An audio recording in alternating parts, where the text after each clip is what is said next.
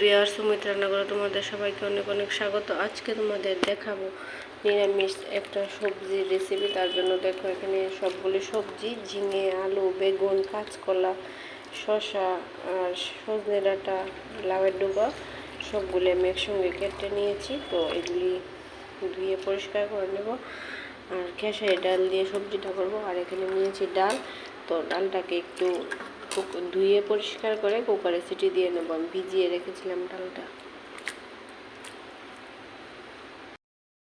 আমি ডালটা সেদ্ধ করে নিয়েছি। এবার ধুয়ে পরিষ্কার করে রাখা সবজিগুলো দিয়ে দেবো ডালের মধ্যে, দিয়ে একটা সিটি দিয়ে গ্যাসটা বন্ধ করে দেব।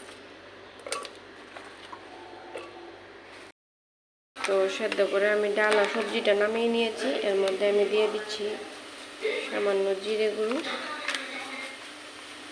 দিয়ে দিলাম সামান্য ধনে গুঁড়ো, এবার দিয়ে দেবো হলুদ গুঁড়ো।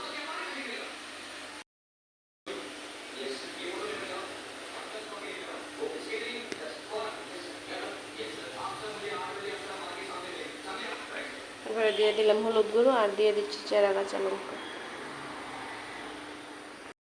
এবারে কড়াইটা বসিয়ে দিয়েছি। কড়াইতে দিয়ে দিয়েছি সামান্য পরিমাণ তেল আর শুকনো লঙ্কা আর 4-5 কোয়া রসুন আমি থেতো করে নিয়েছি।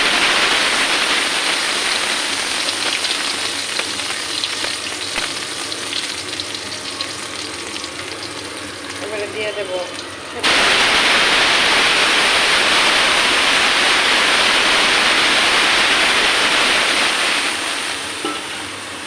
প্রচণ্ড গরমে তেল মশলা ঝাল ছাড়া সবজিটা খুব ভালো লাগে খেতে এবং খুব স্বাস্থ্যকর।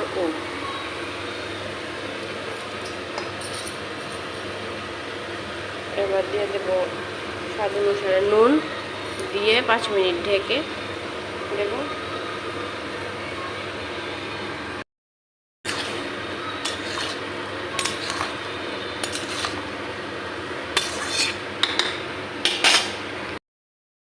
দশ মিনিটের জন্য ঢাকাটা দিয়ে রেখেছিলাম। তো 10 মিনিট হয়ে গেছে, আমি ঢাকাটা খুলে নিয়েছি।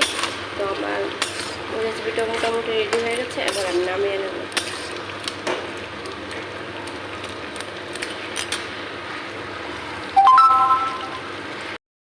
আমি নামিয়ে নিয়েছি আর সামান্য গুঁড়ো মশলা দিয়েছি, শুকনো লঙ্কা, তেজপাতা আর মিষ্টি জিরা ভাজা সামান্য দিয়েছি।